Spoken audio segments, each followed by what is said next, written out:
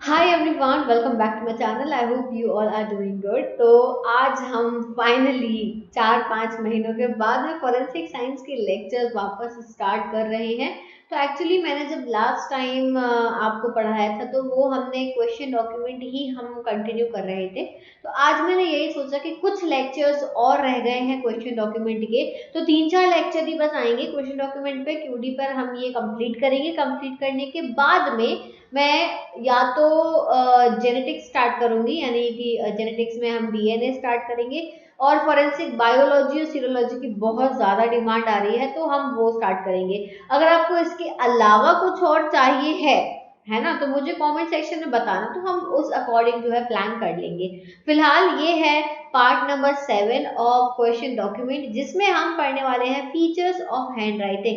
Hand writing के क्या क्या फीचर्स होते हैं। तो बेसिकली दो तरीके के फीचर्स हम देखते हैं जब भी हम कंपैरिजन कर रहे होते हैं कोई भी दो डॉक्यूमेंट्स का। तो हम दो तरीके के कैरेक्टरिस्टिक्स देखते हैं, एक होता है आपका क्लास कैरेक्टरिस्टिक और एक होता है आपका इंडिविजुअल कैरेक्टर। क्लास कैरेक्टर का क्या मतलब हुआ? क्लास कैरेक्टर का मतलब ये होता है कि ऐसे कैरेक्टर जो कि सबके होते हैं, मतलब सिमिलर हो सकते हैं, कि मेरा भी सिमिलर पैटर्न है, आपका भी सिमिलर पैटर्न है।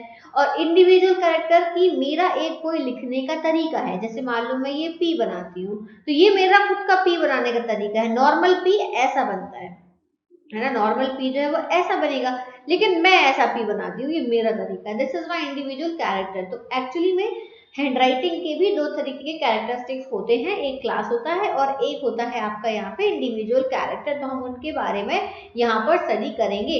तो ये जो हम हैंडराइटिंग के लिए पढ़ रहे हैं, यही सिग्नेचर के लिए भी सेम चीज होती है। ठीक है। अब देखो कुछ यहाँ पे लिखा हुआ है, एक लाइन लिखी हुई जो बहुत इंपॉर्टेंट है। Signature and handwriting are identified through critical study and comparison of unconscious writing habits. कुछ अनकॉन्शियस राइटिंग हैबिट्स होती हैं। होते क्या है, जब एक बच्चा होता है धीरे धीरे धीरे धीरे बड़ा होता है तो कुछ चीजें हमारे अंदर बनती जाती हम वो कॉन्शियसली नहीं सीख रहे हैं, बट वो अनकॉन्शियसली बनती जा रही है इंडिविजुअल कैरेक्टर्स के फॉर्म में जो हमें दिखती हैं। तो इंडिविजुअल लेटर्स हो सकते हैं, कॉम्बिनेशन ऑफ लेटर हो सकते हैं। तो वो हम यहाँ पे डिस्कशन करेंगे कि ऐसी कौन कौन सी चीजें, कौन से कैरेक्टर्स होते हैं। तो चलो, सबसे पहले तो एक चीज समझ लो, हम तीन कैरेक्टर्स देखेंगे। हम देखेंगे जनरल कैरेक्टर्स, यानी वही मान लो क्लास कैरेक्टर्स में आ जाएंगे, पर्सनल कैरेक्टर्स और इंडिविजुअल कैरेक्टर्स। ठीक है, तो हम ये तीन चीजें यहाँ पे देखने वाले हैं। सबसे पहले हम बात करेंगे जनरल कैरेक्टर्स की। तो देखो मैं यहाँ पे एक एक कैरेक्टर लिख के आपको समझाती जाऊंगी। सबसे पहला जनरल कैरेक्टर में सबसे पहला आता है पिक्टोरियल अफेक्ट। अब पिक्टोरियल अफेक्ट का क्या मतलब है?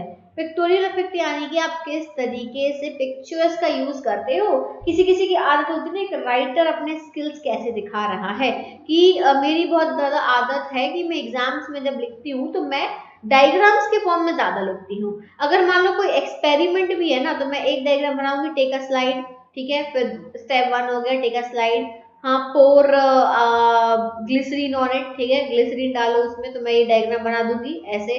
फिर थर्ड स्टेप में, फिर मतलब समझ रहे हो, ये मेरा तरीका है लिखने का। लिखना कम पड़े, टाइम कम लगे, और मैं जो एक्सप्लेन करना चाह रही हूँ वो मैं एक्सप्लेन भी कर सकूँ। So this is a type of pictorial affect, कि मेरा खुद का तरीका, माय टाइप ऑफ राइटिंग। ठीक है, वो क्या है? तो ये हो गया एक आपका तरीका, आर्टिस्टिक स्किल, कितना स्किल दिखा सकते हो आप, पिक्टोरियल अफेक्ट। दूसरा आता है रिदम। रिदम का क्या मतलब है? कौन कितना फ्लो में लिख रहा है ना। कोई कोई होता है जो बिल्कुल फ्लो में लिखता जाता है, लिखता जाता है, लिखता जाता है, सेम बिल्कुल चेंज ही नहीं हो रहा है, वो रिदम हो गई। ठीक है, तो एजुकेटेड पर्सन जो है, अगर कोई बहुत पढ़ा लिखा इंसान है, वो एकदम रिदम में फ्लो में लिखता जाएगा, लिखता जाएगा, लिखता जाएगा। लेकिन मान लो कोई थोड़ा कम एजुकेटेड है, जिसको लिखना पढ़ना नहीं आता, तो उसकी हैंडराइटिंग में आपको कट कट लगे दिखेंगे, हैंडराइटिंग अच्छी नहीं होगी, लेटर्स अच्छे से फॉर्म नहीं होंगे। तो ये सब चीजें क्या दिखाती कि वो भाई एजुकेटेड नहीं है ना। तो और एक प्रोडक्टिव राइटिंग आपको कैसे समझ में आएगी, कि बचपन में कई बार हमारी राइटिंग अच्छी नहीं होती, लेकिन हम जैसे जैसे बड़े होते जाते हैं राइटिंग अच्छी होती जाती है। तो वो क्या है? प्रैक्टिस है।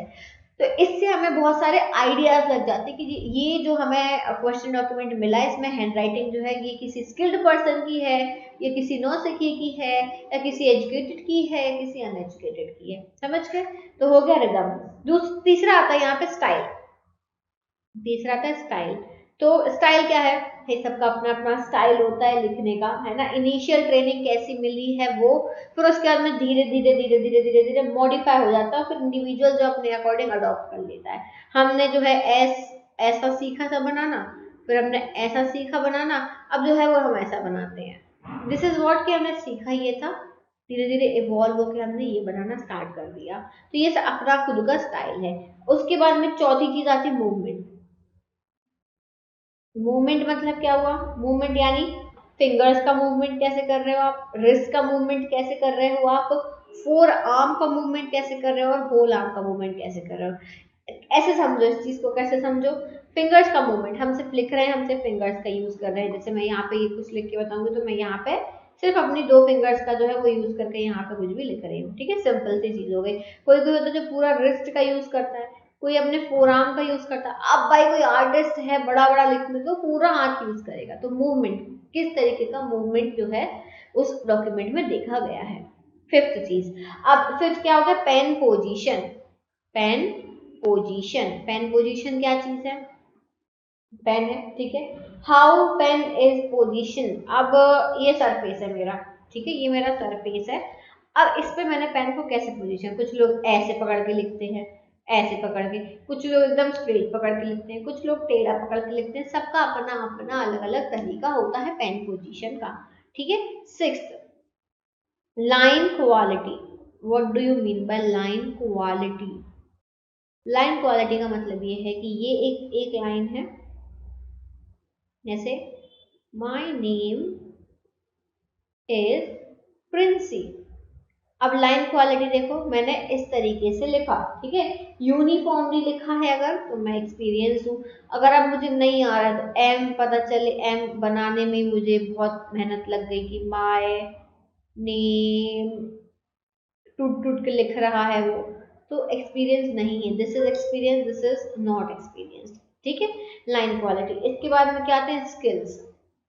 भाई सबके अपने अपने स्किल्स होते हैं, सबका अपना अपना तरीका होता है। स्किल्ड मतलब अब ऐसे समझो, कोई कोई पर्सन ऐसा होता है जो अपनी हैंड राइटिंग के थ्रू अपने इमोशंस बयां करता है, और कोई कोई जो होता है वो जनरली लिखता है।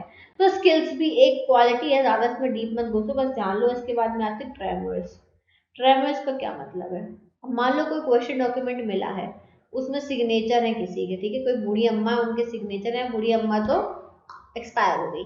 अब ये जो है दो भाइयों के बीच में चल रही है लड़ाई कि ये अम्मा ने सिग्नेचर जो है खुद से करे हैं, एक बोल रहा है नहीं जबरदस्ती करवाए हैं, एक बोल रहा है कि मतलब उस पर जो है वाद विवाद चल रहा है।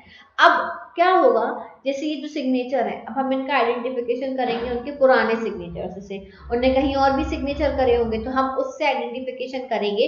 तो ट्रेमर्स का मतलब होता है कप कपाना, हाथ हाथ कप कपाना। बुजुर्ग लोग हैं हाथ कांपते हैं, ठीक है, बुजुर्गों के कांपते हैं, जो बीमार व्यक्ति होगा उसके कांपेंगे, जो अनपढ़ होगा उसके कांपेंगे लिखने में, है ना, या डरा हुआ होगा तो हाथ कांपेंगे। तो वो हैंड राइटिंग में झलकता है, हैंड राइटिंग में वो चीज झलकती है। अगर कोई अपनी इच्छा से एकदम टेंशन फ्री होके अपनी मर्जी से सिग्नेचर कर रहा है तो बढ़िया सुंदर से साइन बनाएगा। लेकिन डरा के धमका के दबाव में या कुछ ऐसी चीज होगी, बीमार होगा, बुजुर्ग होगा, तो फिर ट्रैम्बस आपको देखने को मिलेंगे।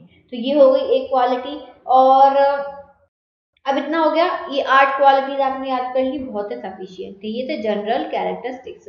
जनरल कैरेक्टरिस्टिक्स के बाद हम दूसरी चीज पर आते हैं, which is personal characteristics. Okay okay, एक मिनट। पर्सनल कैरेक्टरिस्टिक्स, सबके अपने अपने पर्सनल कैरेक्टरिस्टिक्स होते हैं। पर्सनल कैरेक्टरिस्टिक्स में सबसे पहली चीज जो आती है वो है हेडिंग। सबसे अच्छी और सबसे मेरी फेवरेट, क्या, हेडिंग। अब भाई स्कूल की बात करें, अगर हम स्कूल में या कॉलेजेस में, तो हम हेडिंग जो है बढ़िया तरीके से लिखते हैं। जैसे हमें लिखना है THSGSU, ठीक है, ये तो मैंने बहुत गंदा लिखा है। अब इसको आप कितना क्रिएटिविटी से लिख सकते हो, हेडिंग। तो सबका अपना अपना तरीका होता है हेडिंग बनाने का, हेडिंग लिखने का, हेडिंग को डेकोरेट करने का। हम वो भी देख सकते हैं। कुछ लोग जो है इस तरीके से लिखते हैं, जैसे एस बनाया हेडिंग में तो एस बढ़िया नीचे तक जा रहा है, ठीक है, जी बनाया तो जी की जो लाइन है वो नीचे तक जा रही है। ऐसी कुछ ड्राइंग्स जो है उस तरीके से लिखते हैं हेडिंग में। चलो ये तो हो गया, ये पहला पॉइंट हो गया। अब दूसरा पॉइंट, पर्सनल कैरेक्टरिस्टिक्स में दूसरा पॉइंट आता है आपका पैट वर्ड एंड फ्रेजेस।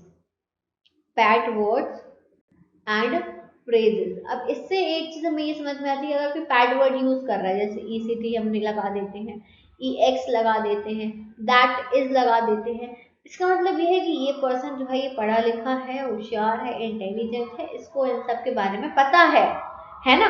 तो पैड वर्ड और फ्रेजेस हम किस तरीके से यूज करते हैं, वो भी एक पर्सनल कैरेक्टरिस्टिक्स होता है। कुछ लोगों को जल्दी जल्दी लिखना होता है तो वो पैड वर्ड्स का यूज करते हैं, ठीक है। जैसे जीओवी को हम गवर्नमेंट लिख देते हैं, हर कोई नहीं लिखता, कोई भी पूरा पूरा गवर्नमेंट लिखेगा।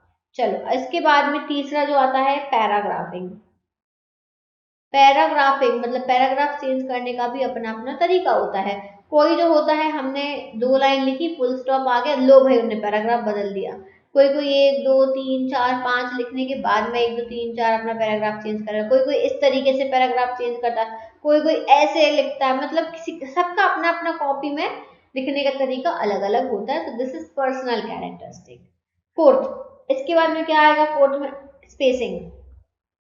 स्पेसिंग, अब स्पेसिंग कैसे समझोगे, देखो स्पेसिंग ऐसे समझो, मैंने यहाँ पे लिखा हुआ हेडिंग, पैडवर्ड, पैराग्राफिंग, स्पेसिंग। अब हर चीज है, मेरे स्पेस कितने हैं, इतना स्पेस इतना स्पेस, मतलब मेरा स्पेस देने का एक तरीका जो है ना वो फिक्स है कि इतना ही दूंगी। किसी किसी की आदत क्या होती है, कोई कोई ऐसे लिखता है, जैसे ये मैंने लिखा, मान लो ये एक पूरी लाइन है, ये एक पूरी लाइन है, लोग इतना दूर दूर लिखते हैं, कॉपी से मैंने देखा आंसर शीट्स में दूर दूर लिख दो कॉपी ज्यादा भर जाएगी, और कोई कोई ऐसे लगता है कि नहीं कॉपी ज्यादा भरने से मतलब नहीं है, हमको तो जो है प्रॉपर पास पास ही लिखना है। तो मैं जब लिखती तो ऐसे लिखती थी, पास पास ही लिखती थी, कॉपी भरे या ना भरे। लेकिन कुछ कुछ लोग पता चले एक लाइन में केवल 3 लेटर है, दूसरी लाइन में 2 लेटर, फिर तीसरी में 4 लेटर और है, ऐसे लिख रहे हैं इतना दूर दूर। तो that is also a type of personal character. Personal character में अब अगला आता है हमारा स्पेसिंग में अलाइनमेंट। अलाइनमेंट का क्या मतलब है, अलाइनमेंट मतलब इस तरीके से आप कैसे बताएं अलाइनमेंट, आप ऐसे समझो कि लेटर का फॉर्मेशन कैसे है। जैसे कोई एकदम ऐसे लिखता है, जैसे ये मैंने लिखा PRINCY, ये मेरा तरीका है। कोई ऐसे लिखता है PRINCY, कोई इतना स्लांट कर देगा कि PRIN, ये मेरा टेढ़ा हो ही नहीं रहा, रुको रुको, हाँ ये अब हुआ, ऐसा स्लांट, स्लांट होता जा रहा है ना, चेंज हो रहा है स्लांट, कोई स्ट्रेट लिख रहा है, कोई इस साइड अलाइनमेंट, कोई इस साइड अलाइनमेंट, कोई बिल्कुल ही स्लांट लिख रहा है, सबका अपना अपना तरीका होता है। सिक्स्थ में आ जाएगा पंचुएशन। पंचुएशन भी एक कैरेक्टरिस्टिक होता है कि आप किस तरीके का पंचुएशन यूज कर रहे हो। सेवेंथ में आता है फिगर्स एंड एब्रीवेशंस, ठीक है, ये भी समझ ही गए होगे आप, एब्रीवेशंस कहाँ यूज करने हैं, फिगर्स कहाँ यूज करने हैं, वो हो गए। ये हो गए आपके 7 कैरेक्टरिस्टिक्स, पर्सनल कैरेक्टरिस्टिक्स। अब हम बात करेंगे इंडिविजुअल कैरेक्टरिस्टिक्स की। अब इंडिविजुअल भाई ये अपने खुद के पर्सनल है, ये कोई चेंज नहीं कर सकता। जैसे पहला आता है इसमें पेन प्रेशर। पेन प्रेशर क्या चीज है, पेन प्रेशर का मतलब होता है कभी जैसे एक पेज पे लिखा आपने, ठीक है, अब एक पेज पे लिखा आपने, इस पेज के पीछे पता चलता है इस पेज पर भी लिखा आ गया। जैसे देखो इस पर तो नहीं दिख रहा है, हाँ दिख रहा है, देखो मैंने अभी हेडिंग डाली थी क्वेश्चन डॉक्यूमेंट, तो यहाँ पे देखो ये इतना इतना ज्यादा मैंने इसको प्रेशर दे के लिखा है कि यहाँ पे दिख रहा है, इस पर मुझे दिख रहा है, दोनों कैमरा में दिख रहा है कि नहीं, पर इस पर मुझे क्लियरली वो चीज दिख रही है। तो मैं बहुत प्रेशर दे के लिखती हूँ, कोई कोई इतना हल्के हाथ से लिखता है, इतना हल्के हाथ से कि उसके दूसरे पेज पर आता ही नहीं है। दिस इज पेन प्रेशर और ये इंडिविजुअल कैरेक्टर है। दूसरा दूसरा इंडिविजुअल कैरेक्टर है शेडिंग। आप किस तरीके की शेडिंग देते हो, कुछ कुछ बच्चे जो है बहुत ही अच्छे से प्यार से सुंदर तरीके से लिख के शेडिंग देते हैं। तीसरी चीज इसमें आ जाती है पेन पॉज। पेन पॉज का क्या मतलब है, इसी में देखो आप पेन पॉज, मैंने पी के बाद पॉज लिया, फिर लिया एन के, ई के बाद लिया, एन के बाद लिया, फिर मैंने इसमें पी के बाद लिया, बाकी के 3 लेटर साथ लिखे, फिर एक पॉज लिया, ये पेन पॉज है। अगर मैं कोई सेंटेंस लिखूं like my name is XYZ, ठीक है, अब मैंने कहा कैसे कैसे पॉज लिए, पेन पॉज आपको यहाँ पे चेक करना है, समझ गए। अब fourth characteristics, pen pressure, shading, pen pause, इसके बाद में पेन लिफ्ट। पेन लिफ्ट भी वही चीज है, मैंने पेन कितनी बार उठाया है। पेन पॉज में क्या होगा कि जैसे मैं लिखते लिखते माय रुक गई, यहीं पर रुक गई मैं, माय पूरा करा मैंने, नेम इज भूल गई मैं अपना नाम, पी लिखा मैंने और आर लिखने के बाद मैं भूल गई मैं अपना नाम, तो यहाँ पे ऐसा डार्क आ जाएगा, है ना, डॉट डार्क आ जाएगा, तो वो पेन पॉज, मैंने पेन पॉज कर दिया वहां पे, ठीक है। पेन लेफ्ट यानी मैंने यहाँ पे पेन उठा ही लिया, उठा के मैंने सेंटेंस चेंज कर दिया, ठीक है। फिफ्थ, इसके बाद में आ जाता है स्टार्टिंग एंड एंडिंग स्ट्रोक्स। भाई स्टार्टिंग का स्ट्रोक कैसा है, जैसे मेरा जो है मैंने कोई स्ट्रोक नहीं लिया, एंडिंग का स्ट्रोक कैसा है वो भी क्लियर ही है, मैंने कोई अलग से ऐसे नहीं लगाया कि ऐसा मेरा माय हो, ठीक है। ये स्टार्टिंग स्ट्रोक, ये मेरा एंडिंग स्ट्रोक, समझ गए। अब स्टार्टिंग एंड एंडिंग स्ट्रोक ये हो गया फिफ्थ। सिक्स्थ, इसके बाद में क्या हो सकता है, हेजिटेशन। हेजिटेशन में लिखने में हेजिटेट कौन कैसे क्या कर रहा है, क्या प्रॉब्लम है, वो एक एक ये भी एक कैरेक्टर हो जाता है। रीटचिंग, रीटचिंग का क्या मतलब है, रीटचिंग का मतलब है जैसे यहाँ पे, जैसे जैसे मान लो ये, हाँ मैंने यहाँ पे जोड़ दिया, ये मैंने खुद से जोड़ा अलग से, जैसे रीटचिंग। फिर और इसके बाद में और कौन कौन से कैरेक्टर्स आ सकते हैं, इसके बाद में आ सकता है आपका, मैं लिख दे रही हूँ कैरेक्टर्स बहुत सारे हैं, सबका मतलब सेम ही है, जैसे स्पेसिंग कैसी स्पेसिंग दे रहे हो आप, फिर स्लोप कैसा आपने स्लोप दिया है, फिर साइज आ जाएगा, क्या साइज आपने मेंशन, कितना साइज आप लिखते हो, है ना, हर का अपना अपना साइज, कोई बहुत बड़ा बड़ा लिखते कोई कोई छोटा लिखते कोई एकदम किट्टू किट्टू सा लिखता है, तो सबका अपना अपना अलग अलग साइज होता है। फिर कनेक्टिंग स्ट्रोक्स, आप कनेक्टिंग स्ट्रोक्स किस तरीके के आपने यहाँ पे मेंशन कर रखे हैं, तो ये है इंडिविजुअल कैरेक्टर, ये हर पर्सन टू पर्सन वेरी करते हैं। आगे बात समझ में, तो क्लास कैरेक्टर्स और इंडिविजुअल कैरेक्टर्स दोनों अलग अलग होते हैं, और जब हम कोई भी दो डॉक्यूमेंट कंपेयर करते हैं तो हम दोनों कैरेक्टर्स निकाल के लिखते हैं, ठीक है। चलो अब यहाँ पे कुछ चीजों का यहाँ पे मैंने डिस्क्रिप्शन भी दिया हुआ है। मूवमेंट मैंने जब भी समझाया था, finger movement, wrist movement, forearm movement, whole arm movement, ये सारी चीजें। फिर पेन प्रेशर क्या है, light pen pressure, heavy pen pressure, medium pen pressure, gradual pen pressure, क्योंकि आपको टर्मिनोलॉजी लिखनी पड़ती है ना रिपोर्ट में, जब आप रिपोर्ट बनाते हो। शेडिंग, ठीक है, शेडिंग कैसी है, स्मूथ है, ग्रेजुएट है, रफ है, इरेगुलर है, हैवी है, एक्सप्लोसिव है, बंची, रेयर कैसी है। फिर पेन पोजीशन कैसी है, पेन की पोजीशन जो है वो कैसी रखी है राइटिंग सरफेस के रेस्पेक्ट में, ठीक है। फिर इसके बाद में फिफ्थ, राइटिंग स्पीड कैसी है, ठीक है, राइटिंग स्पीड भी जो है उसका यहाँ पे दिया हुआ है, ब्लंट स्टार्ट है, ब्लंट टर्मिनल है, पेन लिफ्ट है, स्लो स्पीड है, फास्ट स्पीड है, कैसा है वो यहाँ पे मेंशन है। फिर राइटिंग स्लांट, स्लांट कैसा है, कितना ज्यादा स्लांट यहाँ पे दिख रहा है। और इसके बाद में आता है साइज, साइज वेरी करता है, लॉन्ग, मीडियम, स्मॉल या फिर इरेगुलर आपका साइज है लिखने का, लेटर्स को मेंशन करने का, ठीक है। तो ये कैरेक्टरिस्टिक्स थे, आई होप कि आपको ये चीज क्लियर हो गई होगी। इसके अलावा आपको जो डाउट है वो कमेंट में आप पूछ लेना। अब ये रेगुलर लेक्चर्स आएंगे फोरेंसिक साइंस के रेगुलर बेसिस पर, तो रेगुलर बेसिस पर वीडियोस देखते रहना, जो आपको टॉपिक पढ़ना है वो मुझे कमेंट में बता देना। So thank you so much for watching this video. I'll see you soon in the next video. Till then, take care. Bye bye.